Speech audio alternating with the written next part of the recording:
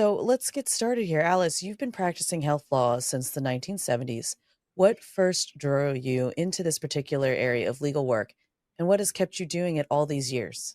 I grew up as the daughter of a cardiologist, and I worked in his office from the time I was 9 years old. I was a candy striper at the hospital wearing one of those hideous uniforms when I was 13.